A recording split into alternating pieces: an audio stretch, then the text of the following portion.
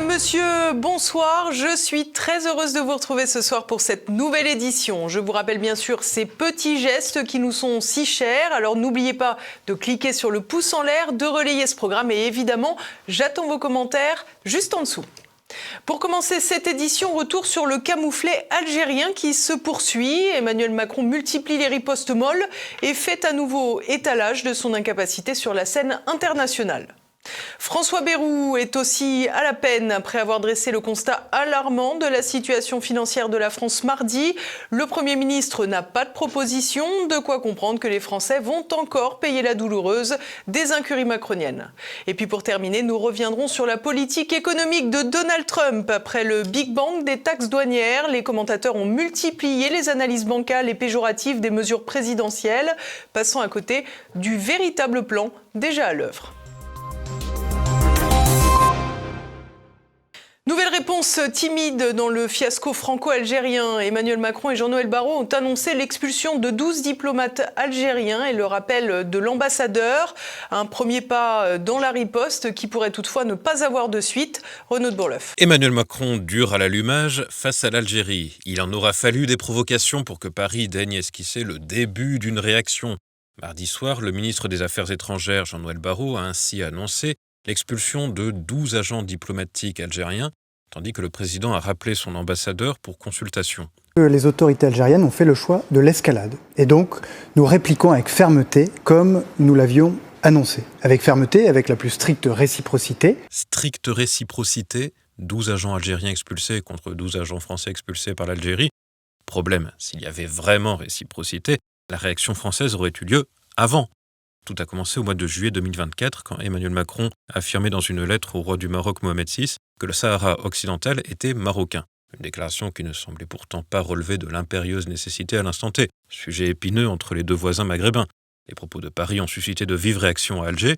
Après le blocage des expulsions de clandestins en refusant la délivrance de laissez-passer consulaires, puis l'arrestation de l'écrivain naturalisé français Boualem Sansal, le président algérien Abdelmadjid Tebboune a évoqué ouvertement, je cite, des souffrances infligées par la France lors de la colonisation. Un sujet qui n'a rien à voir avec la choucroute, mais qui permet de faire durer le feuilleton. Ainsi, au début de l'année 2025, Alger s'est amusé à renvoyer par avion des individus expulsés par nos autorités administratives. Face à cela, Emmanuel Macron et Jean-Noël Barrot restaient passifs, jouant la carte d'un apaisement déconnecté et piétinant les velléités de riposte graduée portées par François Bayrou et le torse bombé du ministre de l'Intérieur Bruno Retailleau. Une riposte graduée qui sera restée au stade embryonnaire. Dernier épisode en date, l'expulsion d'Algérie de fonctionnaires de l'ambassade de France. Et cerise sur le gâteau, les justifications données par Alger constituaient ni plus ni moins qu'une ingérence dans la justice française. En effet, vendredi à Paris, le parquet national antiterroriste a mis en examen 3 individus algériens, dont un agent consulaire, soupçonnés de l'enlèvement en avril 2024 sur le sol français de l'influenceur algérien Amir Boukors. Selon les premiers éléments de l'enquête, il y aurait eu une opération de barbouz algérien sur le territoire français. Mais Alger voit dans cette enquête un affront et présente son expulsion de fonctionnaires français comme une manière de ne pas se laisser piétiner. En guise de réponse, lundi, Jean-Noël Barrot a dans un premier temps appelé l'Algérie à ne pas persister. Et devinez quoi, Alger ne l'a pas écouté, et les fonctionnaires français ont bien été expulsés de l'ambassade. Après cet échec, Jean-Noël Barrot a donc dû procéder à l'expulsion de 12 Algériens membres du corps diplomatique et consulaire. Interrogé ce mercredi matin sur France Inter, il a écarté l'idée d'aller plus loin, anéantissant donc la fameuse riposte graduée. Et on n'ira pas plus loin. Je ne vais pas préempter le futur de nos discussions avec l'Algérie. Je dis simplement que si nous voulons des résultats pour les Françaises et les Français, il nous faudra un jour ou l'autre revenir à un dialogue franc. Plus tard dans la matinée, le ministre a affirmé qu'il faut, je cite, donner sa chance au dialogue et qualifie d'irresponsables ceux qui soutiendraient le contraire. En réalité, l'exécutif français semble faire l'impasse sur les nombreux moyens de pression à disposition pour gagner le bras de fer. Suspension des visas, gel de l'aide au développement, révision des accords de 1968, révocation des échanges de lettres diplomatiques de 2007, des outils efficaces pour une diplomatie musclée initiée par Alger. À plus forte raison que la France a un besoin urgent de reprendre la main. La nationalité algérienne est la première dans les centres de rétention et certains individus s'illustrent parfois tragiquement dans l'actualité, comme lors de l'attentat de Mulhouse commis par un clandestin qu'Alger avait refusé 14 fois de reprendre. Depuis, c'est l'écrivain binational Boualem Sansal qui croupit malade en prison. Mardi, ces 2 filles ont fait paraître dans le Figaro une lettre ouverte au président de la République l'appelant à agir. Un nouveau symbole de l'impuissance d'Emmanuel Macron combiné à sa nuisance. François Bayrou s'essaie au en même temps austérité, mais pas de hausse d'impôts. Une équation aussi intenable que la situation financière exposée mardi par le Premier ministre. Explication, Olivier Frère-Jacques. Parler le langage de la vérité, c'est le propre des véritables optimistes. Et je suis optimiste, moi qui pense que ce pays accepte la vérité, qu'il est prêt à prendre la résolution inflexible de guérir, et qu'alors il guérira. Un peu d'optimisme et un slogan pour le moins déroutant, la vérité permet d'agir. De quoi prévenir les Français et surtout les contribuables que le temps n'est pas à la fête et qu'il va falloir faire des économies. Et d'économies, il en a rapidement été question pour cette prise de parole du Premier ministre avec un bilan déplorable pour les 2 décennies et demie de politique économique menée. En l'an 2000, la France avait un solde commercial équilibré. Et nous avons aujourd'hui un déficit commercial qui s'élève à 100 milliards par an. Naturellement, sur ces 100 milliards, 40 nous sont imposés parce que c'est notre déficit sur le poste des hydrocarbures, le gaz et le pétrole. Mais bien d'autres postes sont améliorables. Il est impératif de réduire nos dépendances agricoles, industrielles, intellectuelles, soit en produisant davantage ce que nous achetons, soit en modifiant nos modes de consommation. Nouvelle incantation en faveur d'une relocalisation qu'Emmanuel Macron a souvent appelée de ses vœux sans jamais la réaliser. Et comme lors de la crise sanitaire, la situation inquiétante exige une telle mobilisation. Mais comme pour la crise sanitaire, rien n'indique que ces vœux pieux seront suivis d'une véritable action politique en ce sens. Mardi, le chef du gouvernement a également égrené les chiffres déplorables des finances publiques, un déficit prévu à 5,4% du PIB en 2025, que l'exécutif entend réduire à 4,6% en 2026, ce qui nécessitera 40 à 50 milliards d'euros d'économies. Dans un pays divisé avec un échiquier politique explosé, il a appelé à une mobilisation collective tout en restant vague sur les mesures concrètes, repoussant les annonces avant le 14 juillet. Après 3 mois de consultation, pour l'heure, le Premier ministre a tenu à rassurer les contribuables. La première solution serait de penser que si l'État n'a plus d'argent dans ses caisses, il suffit d'augmenter les prélèvements. C'est un raisonnement qui paraît simple, mais qui est intenable, car la France est déjà le pays qui détient le taux de prélèvement obligatoire d'impôts et de taxes de toute nature le plus élevé dans le monde. En 2024, le taux de prélèvement obligatoire s'établit à près de 43% du produit intérieur. Les prélèvements en Allemagne sont autour de 6 points de moins. Et si nous choisissions de continuer à augmenter ces prélèvements, c'est notre pays qui, au bout du compte, en souffrirait parce que c'est devenu une loi presque universelle. Plus l'impôt est lourd, plus les contribuables se dérobent et moins les investisseurs s'engagent. Une démonstration qu'il convient de garder bien au chaud pour le jour où le gouvernement Bayrou, si on lui donne le temps nécessaire, choisira finalement d'augmenter les impôts. Un recul a déjà été amorcé avec ce que François Bayrou qualifie d'ajustement fiscal indirect, notamment via la suppression de niches fiscales. Le ministre des Comptes publics, Amélie de Montchalin, a ainsi ciblé les 467 niches existantes, dont celle pour la garde d'enfants ou le barème kilométrique, suggérant des économies de 6% sur la dépense publique en 5 ans. Ce sont donc les familles et les travailleurs qui utilisent leur automobile qui paieront l'addition. L'abattement fiscal de 10% pour les retraités, recommandé pour suppression par la Cour des comptes, est également dans le viseur. Mais la courbe démographique est telle que le gouvernement pourrait éviter d'y toucher, surtout à 1 an des élections municipales et 2 ans de la présidentielle. Le Premier ministre avait été boudé par l'Association des maires de France pour ces annonces et pour cause, les collectivités vont être sollicitées, comme l'a annoncé le ministre de l'Aménagement du Territoire et de la Décentralisation, François Rebsamen. La contribution des collectivités territoriales au redressement des finances publiques, une contribution qui soit juste et prévisible. D'abord, je voudrais faire un constat. La dégradation du solde des collectivités locales en 2024 est inférieure aux prévisions de l'ordre de 600 millions d'euros. C'est la preuve, et il faut toujours le souligner, des efforts qui ont été réalisés par les collectivités territoriales. Des efforts pour les collectivités locales qui devront donc probablement en faire encore plus. Le Premier ministre, lui, reprend les éléments du rapport Ravignon qui critique le coût du millefeuille territorial estimé à 7,5 milliards d'euros. Des coupes dans les collectivités locales, notamment via une simplification des structures ou une réduction des aides à la rénovation thermique, sont donc dans les tuyaux. Au-delà des dépenses dans les collectivités, les dépenses sociales comme les arrêts maladie ou l'assurance chômage sont aussi scrutées avec une possible nouvelle réforme malgré l'opposition des syndicats.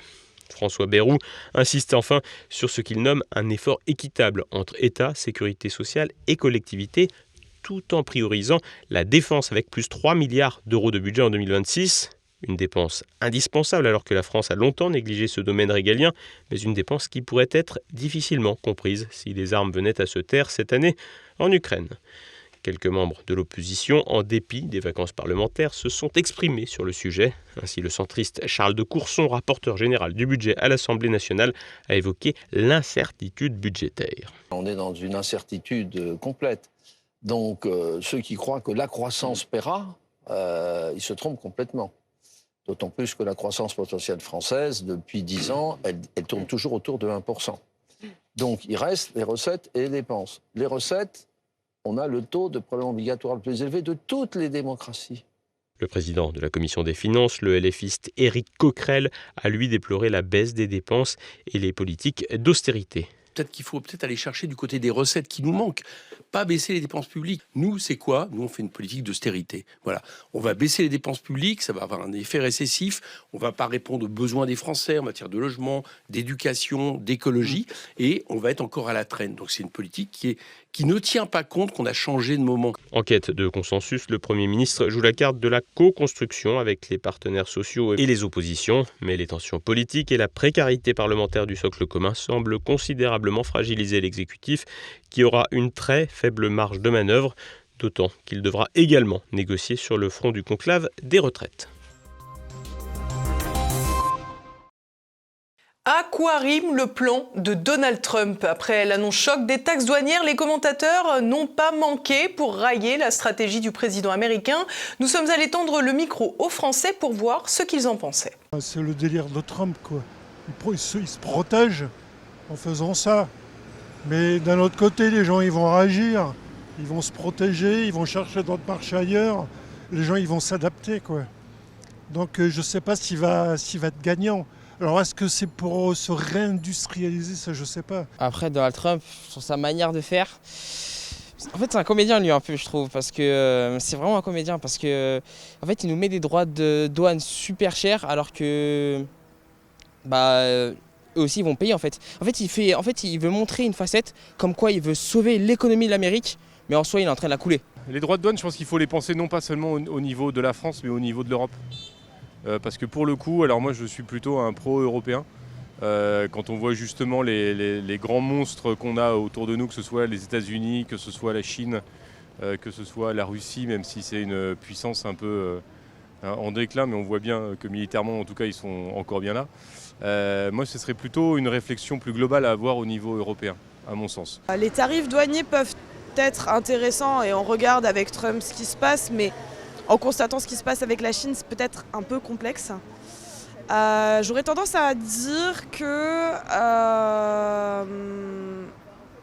ça pourrait être intéressant de réfléchir à un modèle qui favorise l'export, mais qui limite l'import, pour pouvoir faire cet effet de bulle, je dirais, où on laisse rentrer, enfin où on laisse sortir, mais on laisse pas forcément rentrer. Rentrer en guerre commercial, notamment comme le fait le président Trump.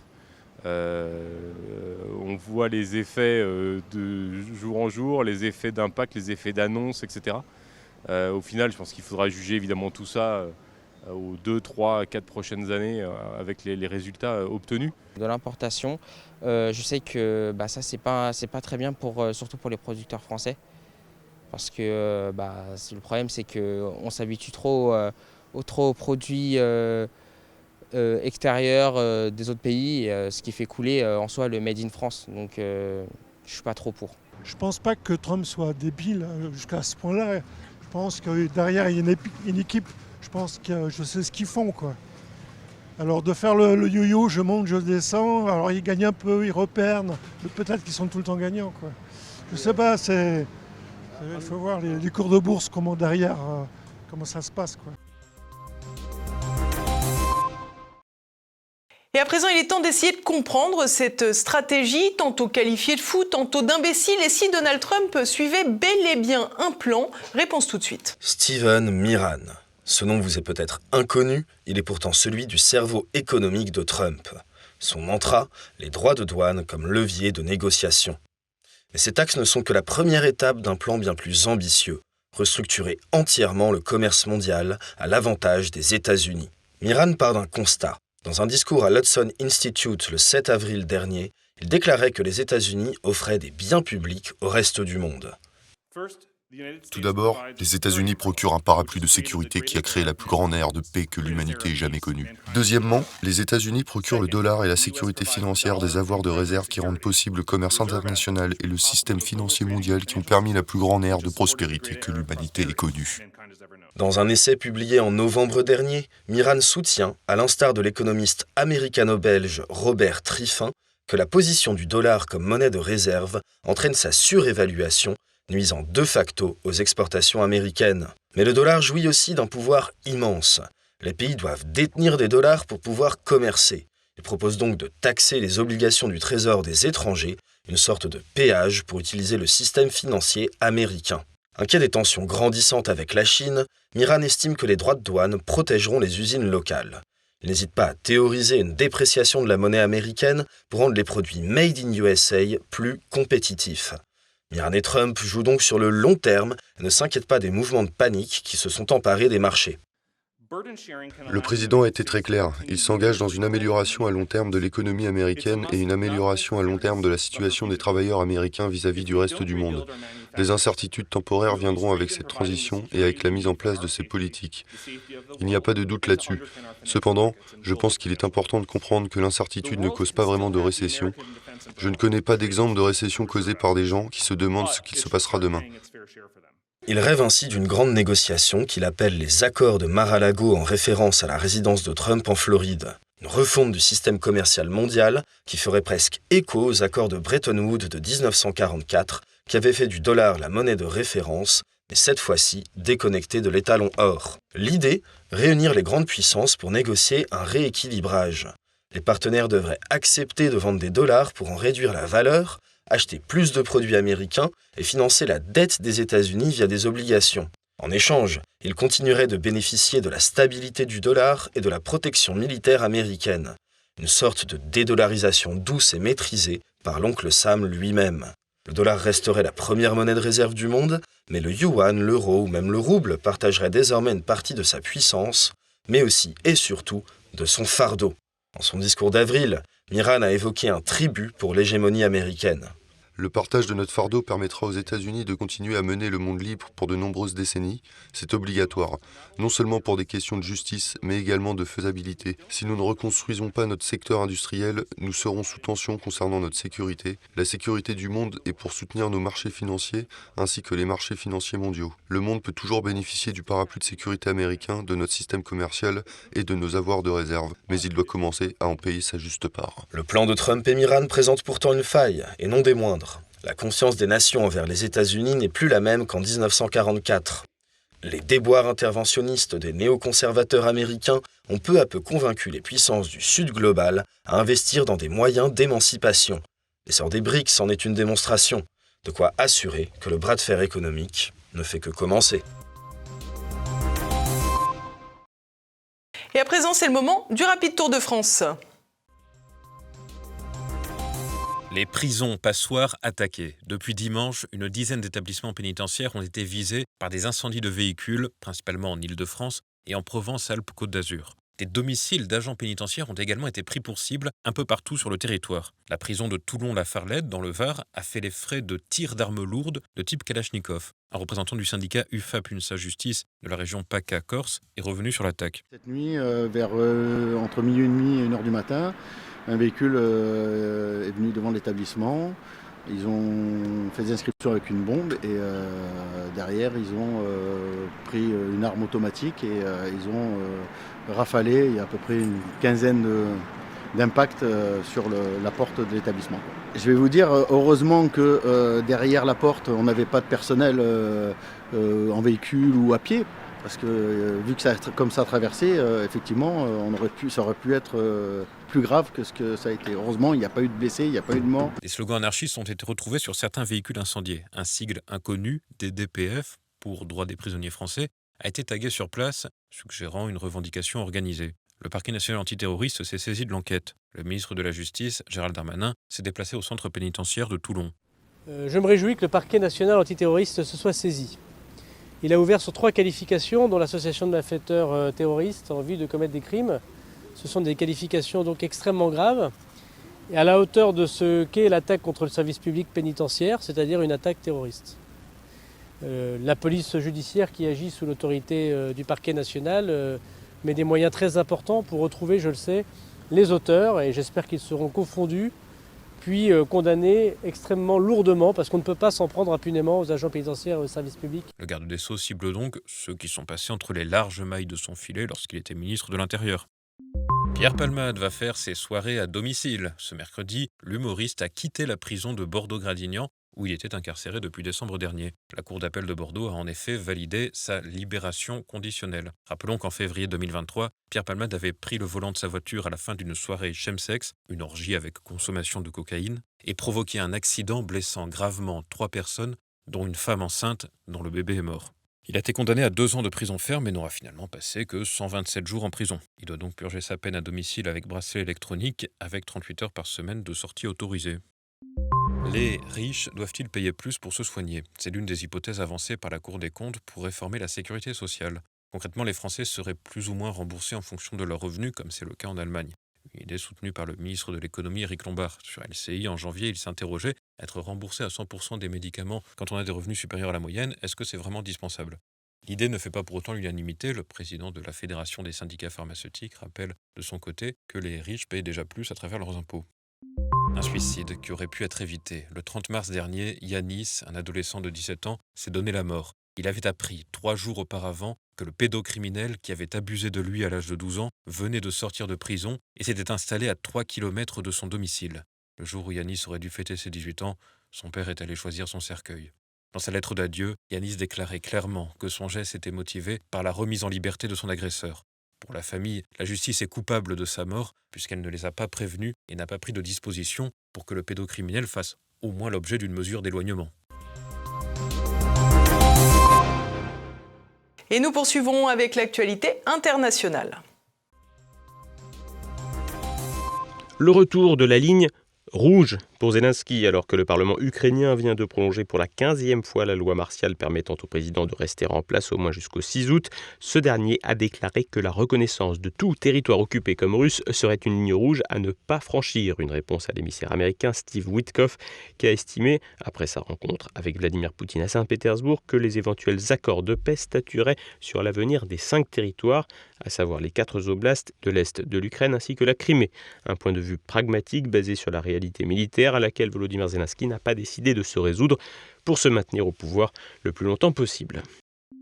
Une trêve qui attendra. Le Hamas a annoncé mardi soir avoir perdu contact avec le groupe détenant l'otage israélo-américain Eden Alexander après une frappe israélienne à Gaza. Cette perte de contact intervient alors que sa libération était prévue dans une proposition de trêve israélienne incluant un cessez-le-feu de 45 jours. La libération de 1231 prisonniers palestiniens et l'entrée d'aide humanitaire. Le même jour, Benjamin Netanyahou, en visite à Gaza, a réaffirmé sa détermination à obtenir la libération des otages tout en intensifiant la pression militaire. Sur les 251 personnes enlevées lors de l'attaque du Hamas le 7 octobre 2023, 58 restent captives, dont 34 présumées mortes. Le Hamas juge inacceptable la condition israélienne d'un désarmement pour une paix durable. Joe Biden n'est pas mort. L'ancien président américain a donné des signes de vie mardi en prononçant un discours de 30 minutes critiquant son successeur. Invité à Chicago pour une conférence autour de la sécurité sociale, le démocrate en a profité pour régler ses comptes avec son ancien rival. Joe Biden a notamment déclaré qu'en moins de 100 jours, Donald Trump avait semé la destruction en Amérique. L'ancien président n'a presque pas bafouillé, chose rare pour un discours aussi long. Un conflit meurtrier mais négligé. Londres accueille ce mardi une conférence internationale sur le Soudan, 2 ans après le début d'une guerre dévastatrice entre le général Abdel Fattah al-Burhan et Mohamed Hamdan Daglo, chef des forces de soutien rapide. Ce conflit, qui a fait des dizaines de milliers de morts et plus de 13 millions de déplacés, a plongé le pays dans une crise humanitaire majeure avec 30 millions de personnes nécessitant une aide urgente selon l'ONU. Co-organisée par le Royaume-Uni, l'UE, l'Allemagne, la France et l'Union africaine, la conférence vise à mobiliser des fonds et à trouver des solutions pour mettre fin aux souffrances tandis que la famine et les atrocités s'aggravent. En France et en Europe, ce conflit connaît un très faible écho médiatique car contrairement au conflit israélo-palestinien qui mobilise d'un côté comme de l'autre pour des raisons tantôt communautaires, tantôt politiques, la guerre du Soudan ne produit aucun bénéfice électoral. Et voilà, nous approchons de la fin de cette édition. Ce soir, à partir de 20h, un nouveau numéro de Bistro Liberté. Éric Morillo reçoit le président de l'UPR, François Asselineau. C'est que d'une certaine façon, c'est un brevet d'opposition qui est donné par les juges à Mme Le Pen. En quoi Mme Le Pen et le Rassemblement national s'opposent-ils à Macron en ce moment ? Elle n'est pas pour le Frexit, c'est ça. Elle est pour le maintien dans l'UE. Elle est pour le maintien dans l'euro. Elle est pour le maintien dans l'OTAN. Quand je dis elle, c'est les membres du RN. Elle a bloqué la procédure de destitution de Macron qui avait été lancée par le NFP. Également au programme passé-présent, Guillaume Fiquet reçoit l'historien Dominique Lormier pour évoquer les vérités cachées de la victoire de 1945. C'est à présent la fin de cette édition. Merci à tous pour votre fidélité. On se retrouve demain. Bonsoir.